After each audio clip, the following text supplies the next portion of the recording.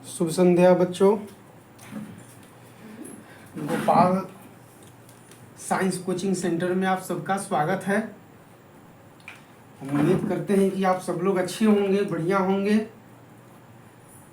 हम लोग आज मैट्रिक क्लास के क्लास 10th का संस्कृत पाठ्य पुस्तक का हम लोग सिलेबस फॉलो करेंगे, जिसमें हम लोग ये देखेंगे कि क्या पढ़ना है, व्याकरण खंड में क्या पढ़ना है और किताब में क्या क्या पढ़ना है, इसके बारे में हम लोग देखेंगे। संस्कृत 100 नंबर का ये एग्ज़ाम होता है, तो आपको इस वीडियो के माध्यम से संस्कृत के पूरे सिलेबस एकदम एकाग्रचित होके आप देखिए। हम पूरे एकदम बारीकी से ऑब्जेक्टिव सब्जेक्टिव सब किसी का एकदम पार्ट बाय पार्ट करके आपको बताएंगे। ठीक है, वीडियो में शुरू से लेके अंत तक बने रहिए, तब जाके समझ में आएगा ये सारा सिलेबस आपको। ठीक है, अन्यथा आप दिशा भ्रमित हो जाइएगा। एक बार पहले शुरू से अंत तक आप वीडियो देखिए, फिर आपको समझ में आ जाएगा कि ये सिलेबस फॉलो करना कितना इम्पोर्टेंट है। अगर स्कोरिंग करना है, तो अच्छे नंबर का स्कोरिंग करना है तो बहुत जरूरी है। चलिए श्री गणेश करते हैं। कक्षा 10 संस्कृत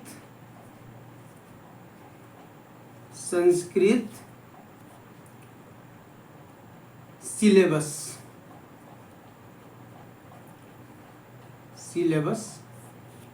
बिहार बोर्ड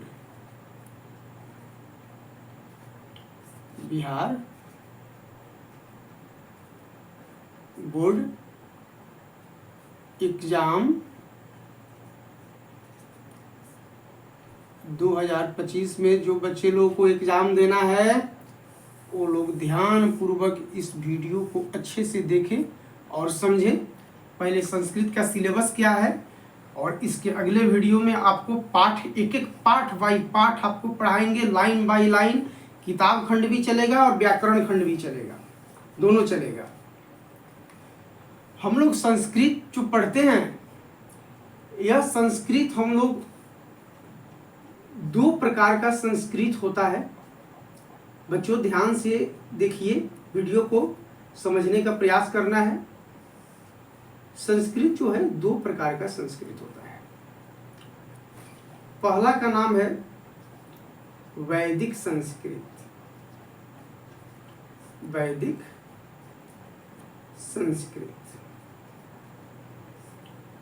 और दूसरे का नाम है लौकिक संस्कृत।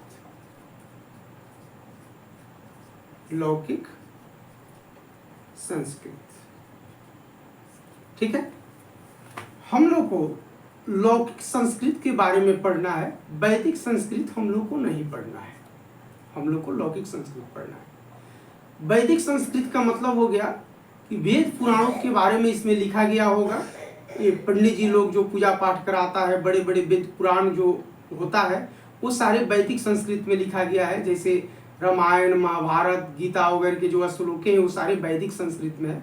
हम लोग को लौकिक संस्कृत पढ़ना है, जो लोकाचार में यूज होने वाला संस्कृत है, उसी को हम लोग को पढ़ना है। ठीक है, यहाँ तक बात समझ में आ गई कि संस्कृत 2 प्रकार का होता है, एक वैदिक संस्कृत, एक लौकिक संस्कृत। हम लोग को लौकिक संस्कृत पढ़ना है, वैदिक संस्कृत नहीं पढ़ना है। ठीक है, अब आते हैं सिलेबस की तरफ बढ़ते हैं। एक कुल प्राप्तांक जो है 100 नंबर का, 100 अंक का यह एग्जाम होगा आपका। एक कंपल्सरी पेपर है, इसमें अगर आप ये क्रॉस लेंगे तो आप फेल हो जाएंगे। ठीक है, अब इस 100 नंबर के एग्जाम में जो है 2 टाइप का प्रश्न होगा। एक होगा आपका ऑब्जेक्टिव और दूसरा होगा सब्जेक्टिव।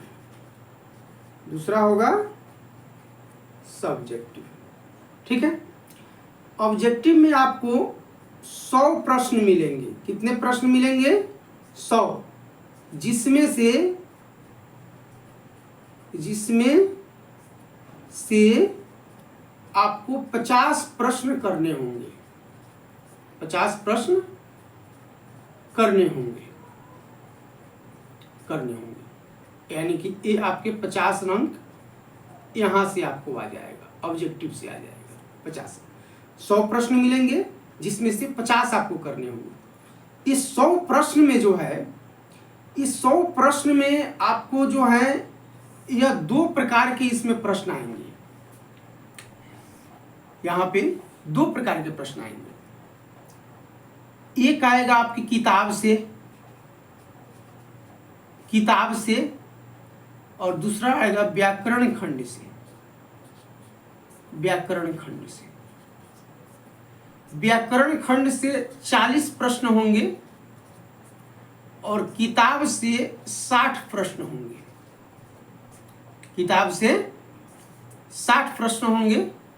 व्याकरण से 40 प्रश्न होंगे। ये दोनों मिला के 100 होंगे और इस 100 में से आपको 50 वो प्रश्न ही आपको बनाने हैं। 50 से अगर आप ज़्यादा बनाते हैं तो कोई फायदा नहीं है। आपके 50 शुरू से 50 आपके सही होंगे, बाकी के आप अगर 60 बना देते हैं, 65 बना देते हैं, अगर वो सही भी होते हैं तो आपके नंबर नहीं मिलेंगे। आपको 50 प्रश्न ही आपको बनाने हैं, उसमें जो सही हो जो गलत हो उसी के हिसाब से आपको नंबर मिलेंगे। क्लियर? अब यहाँ पे 60 प्रश्न जो किताब का है और 40 प्रश्न व्याकरण का है, कुल मिला के 100 हो गया। 100 में से आपको 50 प्रश्न बनाने हैं, एक एक नंबर का ऑब्जेक्टिव होगा, यहाँ से आपको 50 नंबर मिल जाएंगे। सब्जेक्टिव की बात रहा तो सब्जेक्टिव में आपको किताब से आपको रहेंगे प्रश्न। इससे रहेगा किताब से रहेगा 12 प्रश्न, 12 प्रश्न, जिसमें से 8 प्रश्न का उत्तर देना होगा। 8 प्रश्न का उत्तर देना होगा।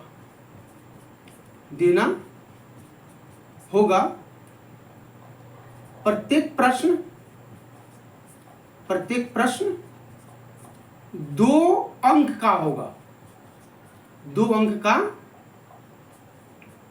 का होगा, यानी कि आपके 16 नंबर यहां से मिल जाएंगे।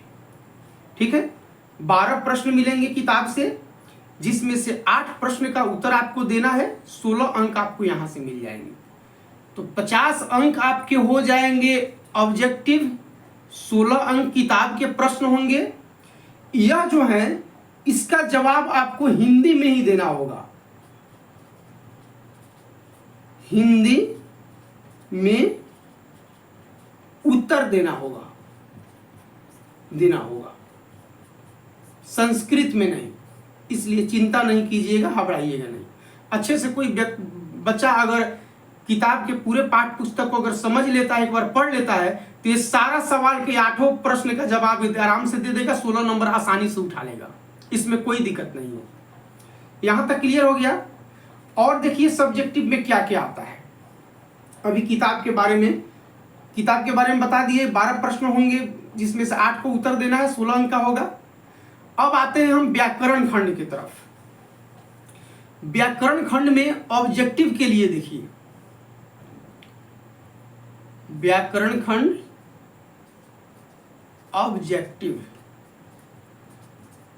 ऑब्जेक्टिव के लिए क्या क्या पूछेगा ये देखिए।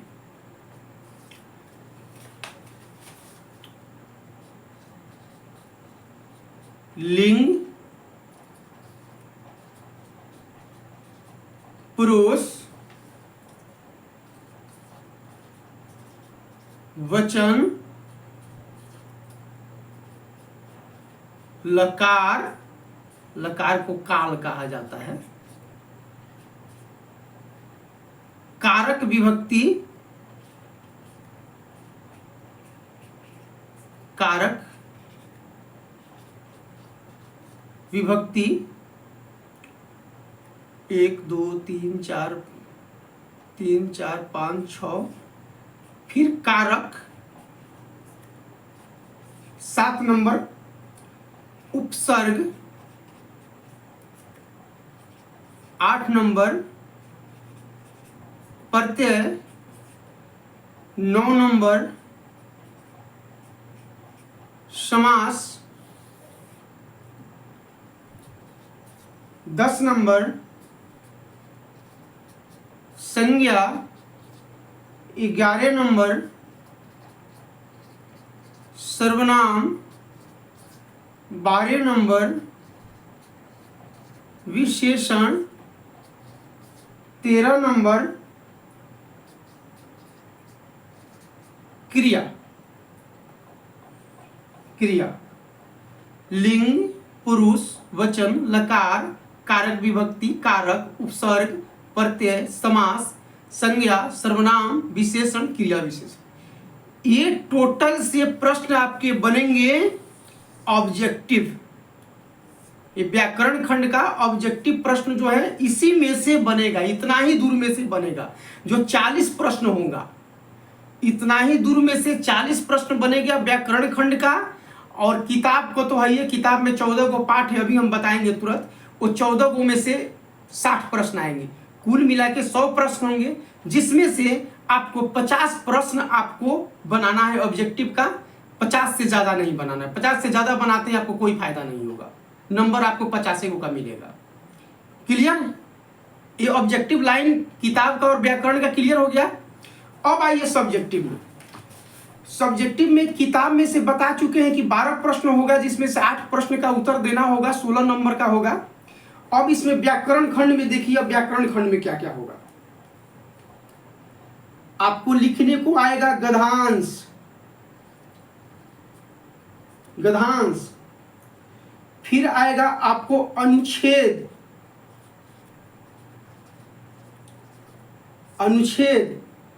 फिर आएगा अनुवाद, फिर आएगा पत्र लेखन,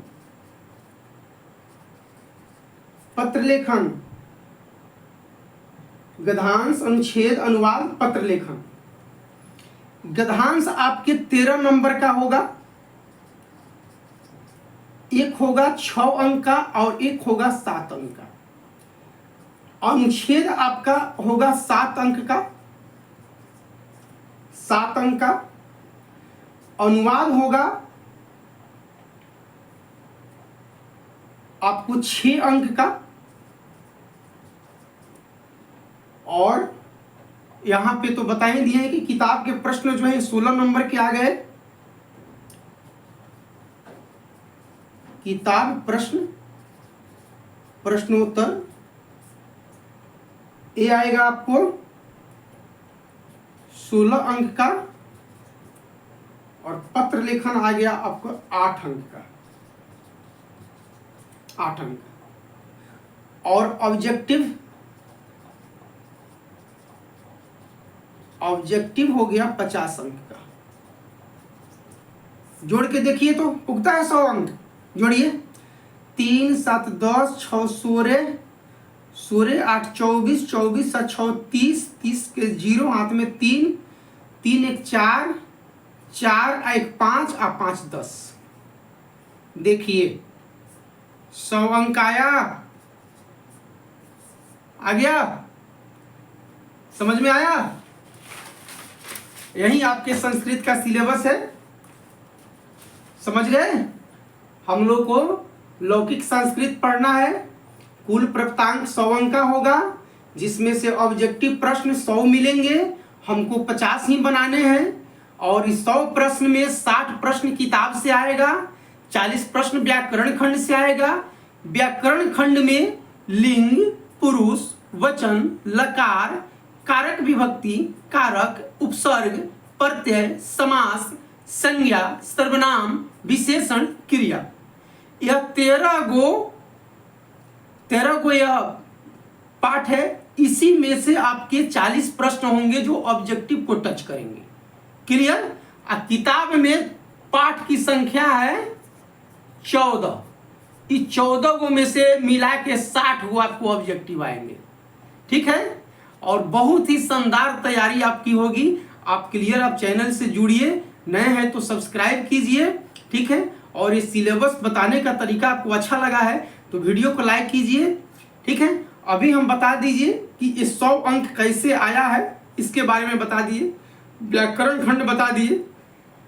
अभी किताब में 14 गो पाठ है। अभी थोड़ा सा किताब के पाठ पुस्तक के बारे में थोड़ी सी झलक आपको दिखा देते हैं, ठीक है। थोड़ा सा झलक किताब के पाठ पुस्तक के बारे में आपको हम दिखा देते हैं। आप अगर स्क्रीनशॉट लेना चाहते हैं तो ले लीजिए, ठीक है। अब इसको हम मिटा देते हैं, ठीक है, और मिटा के फिर आपको हम किताब के बारे में बताते हैं। चलिए बच्चों, इस सिलेबस फॉलो करना बहुत ज़्यादा जरूरी है।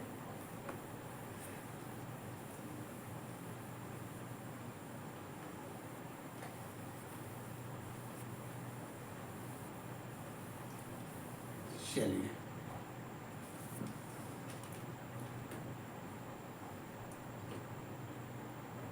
रघुपति राघव राजा राम पतित पावन सीताराम सीताराम स्वामी सीताराम हरि भज मन राधे राम रघुपति राघव राजा राम पतित पावन सीताराम। आइए अब हम लोग थोड़ा सा किताब के पाठ पुस्तक की तरफ बढ़ते हैं। ये रहा आपके संस्कृत का पुस्तक जिसका नाम है पीयूषम। क्या नाम है भाई? पीयूषम। इसमें कुल पाठ की संख्या कितना है? चलिए देखते हैं। इसमें कुल पाठ की संख्या है 14। कुल पाठ की संख्या कितनी है? 14। संस्कृत पुस्तक इसका नाम क्या है? पीयूषम। पीयूषम पीयूषम। आपको पता है पीयूषम का मतलब क्या होता है? पीयूषम किसे कहते हैं? पीयूषम का मतलब होता है अमृत। अमृत क्या मतलब होता है? अमृत मतलब ये किताब में जितने भी सारी बातें लिखी हुई है ये अमृत तुल्य हैं, ये अमृत समान है, जो जीवन को अमर बनाने वाली है, जीवन को सीख देने वाली है। आपके जब भी कभी दिक्कत परेशानी के समय आए, आप अगर इसमें बहुत सारी चीजें ऐसी बताई गई है जो राजनीतिक विचारधारा से हो, देश के मानचित्र खंड से हो, आचरण व्यवहार से हो, कर्म से संबंधित चीजें हो, आपको बहुत मार्गदर्शक करेगी ये किताब, ठीक है। चलिए जब हम पाठ पढ़ेंगे तो सारी बातें आपको हम समझाएंगे, एक एक पाठ का समझाएंगे। अभी इस पूरे किताब में कुल पाठ की संख्या कितना है? कुल पाठ है 14। कितना है? 14। इसी 14 से आपके 60 ऑब्जेक्टिव पूछा जाएगा और 16 नंबर सब्जेक्टिव पूछा जाएगा, ठीक है, इसी किताब से। अब इसमें जो 14 पाठ है, इस 14 पाठ को 4 भागों में विभक्त कर दिया गया है। 14 पाठों को 4 भागों में। पहला भाग का नाम है एक सेकेंड, पदात्मक पाठ। पदात्मक पाठ। दूसरे का नाम है कथात्मक पाठ। कथात्मक पाठ। तीसरा का नाम है संवादात्मक पाठ। संवादात्मक पाठ। चौथा का नाम है निबंधात्मक पाठ। निबंधात्मक पाठ। ठीक है। इस 14 चैप्टर को 4 खंडों में विभक्त किया गया है, पदात्मक, कथात्मक, संबंधात्मक, निबंधात्मक। क्लियर। अब आप कहिएगा कि सर पदात्मक क्या है, कथात्मक क्या है, संबंधात्मक क्या है, निबंधात्मक क्या है, बताते हैं। पदात्मक का मतलब होता है इसमें सिर्फ आपके श्लोक होंगे, ठीक है, मंत्र होंगे, इसमें श्लोक होंगे और मंत्र होंगे। कथात्मक का मतलब होगा इसमें कहानी होगा, किसी चीज के बारे में कहानी होगा, किसी व्यक्ति के बारे में, किसी जगह को लेके कहानी होगा। संवादात्मक का मतलब हो गया दो आदमी के बीच में बातचीत, दो व्यक्ति या दो से अधिक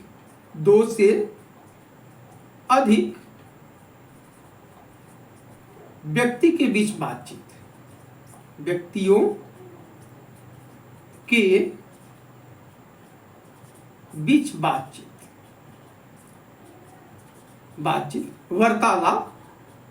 वार्तालाप, ठीक है।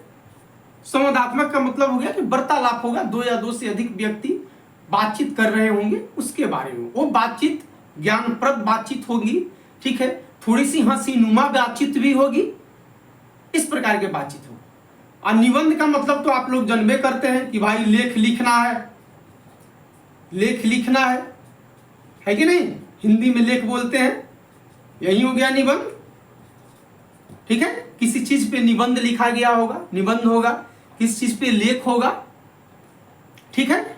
पदात्मक का मतलब हो गया श्लोक मंत्र, कथात्मक का मतलब हो गया कहानी होगा, संवादात्मक का मतलब हो गया दो या दो से अधिक व्यक्तियों के बीच की बातचीत होगी, निबंधात्मक का मतलब हो गया किसी चीज के बारे में निबंध लिखा गया है, किसी चीज के बारे में बताया गया है, ठीक है, लेख लिखा गया है।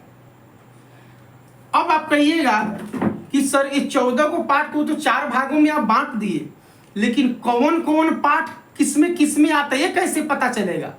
अभी बताते हैं, चिंता नहीं कीजिए। इस पदात्मक पाठ के अंतर्गत जो है इसमें आपको 4 पाठ मिलेंगे, 1 2 3 4। पहला का नाम होगा मंगलम, पहला चैप्टर का नाम है मंगलम। दूसरे का नाम होगा भारत महिमा,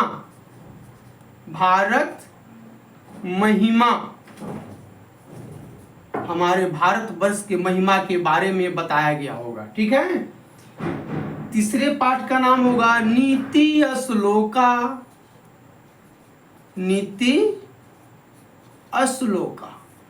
ठीक है। चौथा नंबर है मंदाकिनी वर्णनम,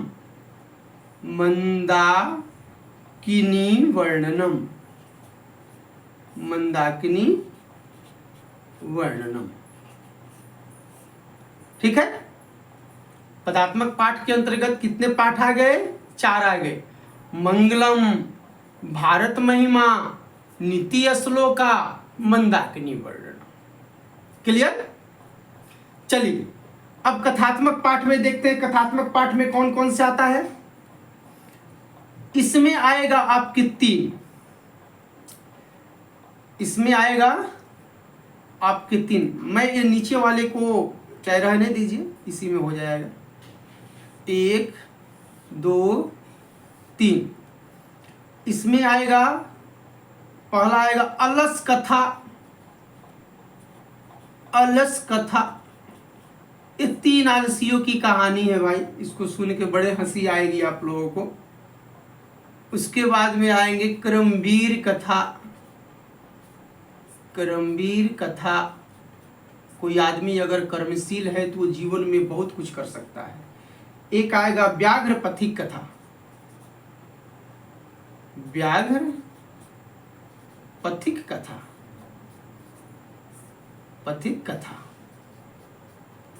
ठीक है। अब आते हैं कथात्मक में 3 गो पाठ आ गया, अलस कथा, क्रमवीर कथा, व्याघ्रिक कथा। और संबंधात्मक में आइए देखिए, संबंधात्मक में आपके 2 गो पाठ आएगा। संबंधात्मक में आपको 2 गो पाठ आएगा। पहला आएगा कर्णस्य दान वीरता, कर्णस्य दान वीरता, दान वीरता। दूसरा आएगा शास्त्रकारा, शास्त्रकारा।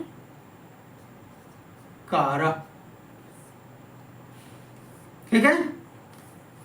निबंधात्मक में देखते हैं। निबंधात्मक में आपको आ जाएंगे पाठ आएंगे 1 2, नहीं ऐसे नहीं, 1 2 3 4 5। ठीक है। चलिए, इसमें आएगा निबंधात्मक, पहला आएगा पाटलिपुत्र वैभवम, पाटलिपुत्र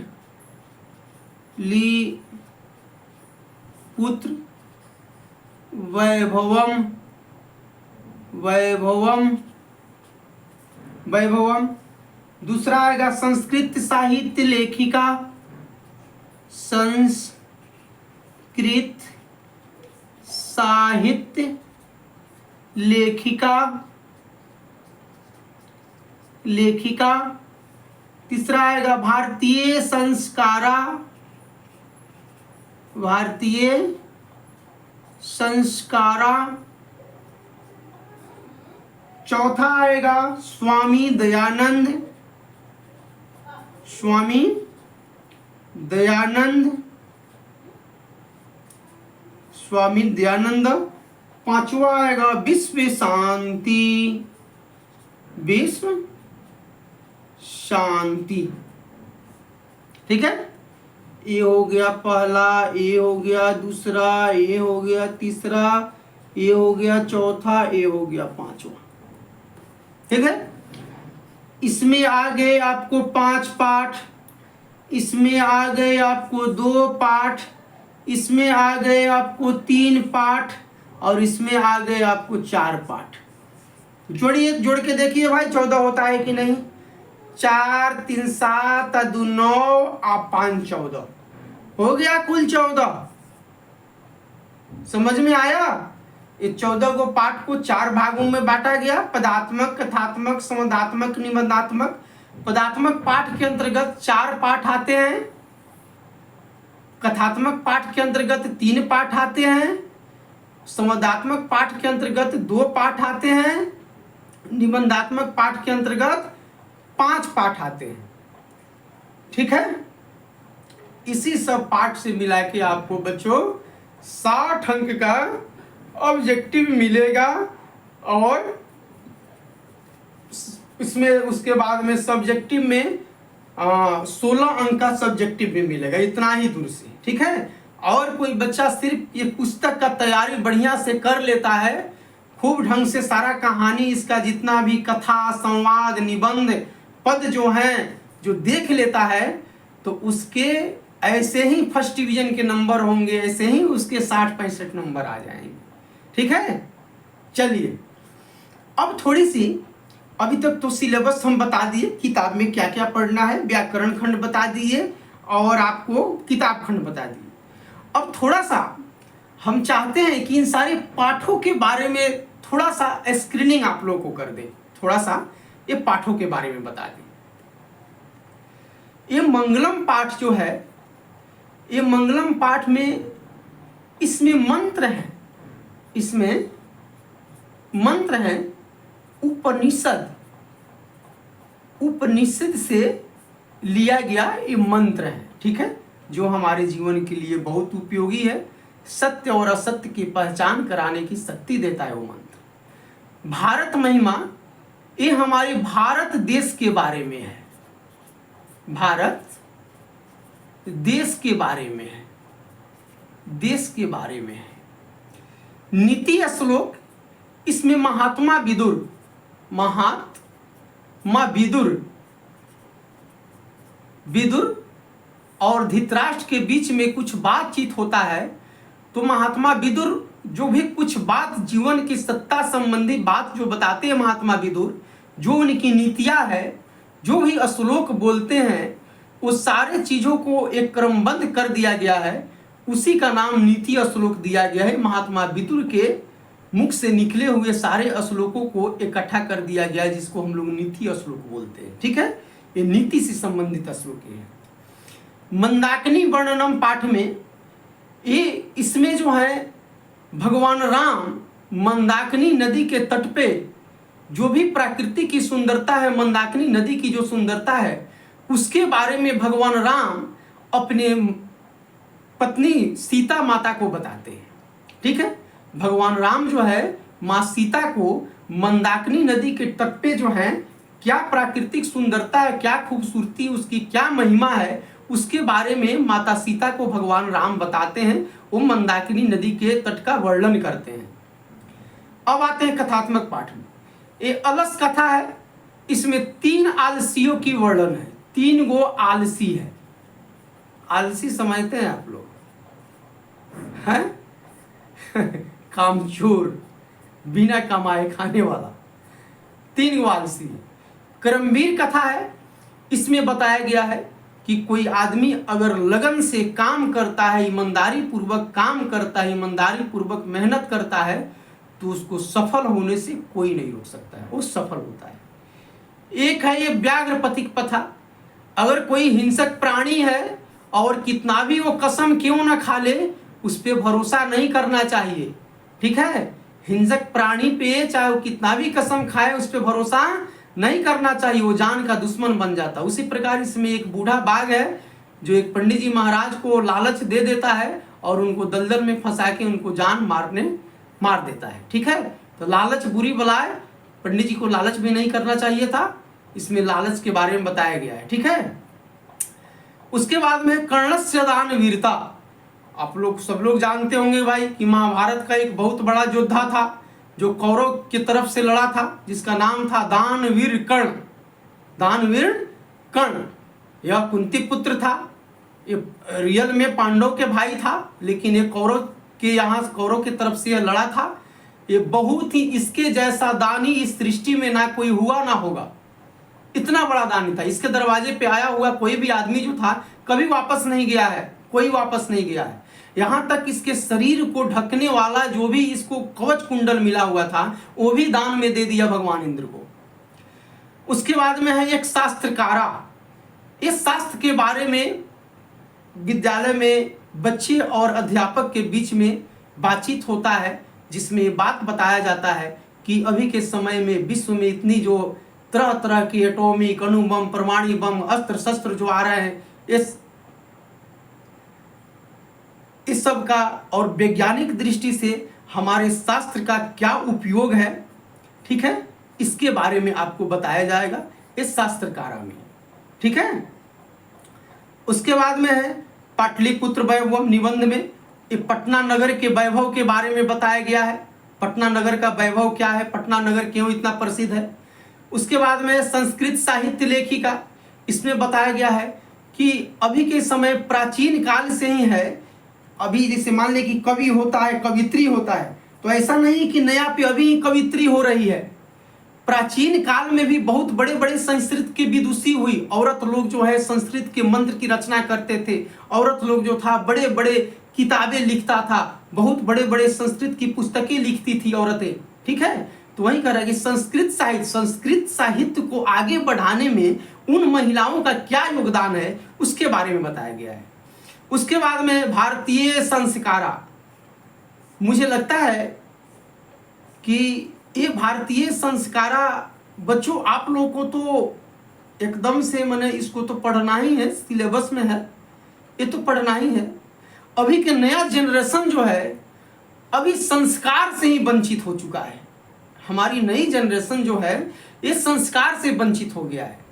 जब इस हम पाठ को पढ़ाएंगे तो हम ये उम्मीद करेंगे कि इस पाठ का वीडियो जो है आम आदमी भी देखे। ठीक है, आम आदमी जो है वह भी देखे। बच्चे जो पढ़ने वाले हैं वो तो देखेंगे ही देखेंगे, क्योंकि उनको एग्जाम देना है। ये आम आदमी भी देखे कि भारतीय संस्कार की हमारे जीवन में क्या महत्ता है, वो हमारे जीवन में कौन कौन से रोल अदा करता है। बहुत शानदार चैप्टर है ये, ठीक है। अब आते हैं निबंधात्मक पाठ की तरफ में। निबंधात्मक पाठ की तरफ में आते हैं। इसमें देखिए, ये तो निबंधे ना है भाई, निबंधे है। अब आता है एक स्वामी दयानंद है। ये स्वामी दयानंद के बारे में बताया गया है। ये बहुत बड़े समाज सुधारक थे, जो हमारे समाज में चल रही कुरीतियों को इन्होंने अपने आंदोलन के माध्यम से, अपने विचारों के माध्यम से, अपने लेखों के माध्यम से उन कुरीतियों को हटाने का प्रयास किया और समाज को सुधारने का प्रयास किया। विश्व शांति, इसमें बताया गया है कि विश्व में शांति कैसे आएगी जहां पे इतने बड़े बड़े अणु बम, परमाणु बम युद्ध हो रहे हैं। इस सब को किस प्रकार से रोका जा सकता है, क्या करके रोका जा सकता है, विश्व में शांति कितनी जरूरत है इस मानव समुदाय को कल्याण के लिए, इसके बारे में आपको ये बताया गया है, ठीक है। अमूमन हर पाठ का थोड़ा सा ये स्क्रीनिंग आपको किए हैं। अब अगला वीडियो जो हमारा अपलोड होगा वह सीधे मंगलम पाठ से अपलोड होगा। पहले पाठ पढ़ाएंगे, फिर अगला वीडियो में आपको subjective question, objective question. Clear? एक पाठ के 2 वीडियो आपको मिलेंगे, एक पाठ के 2 वीडियो मिलेंगे, ऑब्जेक्टिव, सब्जेक्टिव। क्लियर? और बहुत ही शानदार तरीके से आपके सारे सिलेबस खत्म होगा, शानदार तरीके से खत्म होगा, ठीक है। अगर आप लोग मेरे व्हाट्सएप नंबर से अगर आप जुड़ना चाहते हैं, जो और सभी सब्जेक्ट जो ऑफलाइन जो बच्चे लोगों को पढ़ाया जाता है उस सब ग्रुप में डाला जाता है, अगर आप लोग हमसे ऑफलाइन जुड़ना चाहते हैं तो ये मेरा व्हाट्सएप नंबर है, आप नोट कर लीजिए 9934169709, ठीक है। ये मेरा व्हाट्सएप नंबर है, आप इससे जुड़ सकते हैं और आपको ग्रुप में जोड़ दिया जाएगा। जो भी पढ़ाई होगी वो सारे ग्रुप में अपलोड होता है, ठीक है। अब आज के लिए बस इतना ही। आज सिर्फ हमारा मकसद था आप लोगों को संस्कृत का सिलेबस अच्छे से समझा देना, ठीक है, पाठ के बारे में बता देना।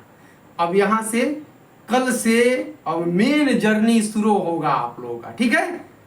चलिए, मैं उम्मीद करता हूँ कि वीडियो आप लोगों को अच्छा लगा होगा, और अच्छा लगा है तो बच्चों आप लोग कमेंट कीजिए, और किसी प्रकार की कोई अगर डाउट दिख रहा है, कोई चीज़ नहीं समझ में आ रहा है, वो भी कमेंट में लिख के आप मुझे बताइए, ठीक है। Thank you so much. Good evening, जय हिंद, जय भारत।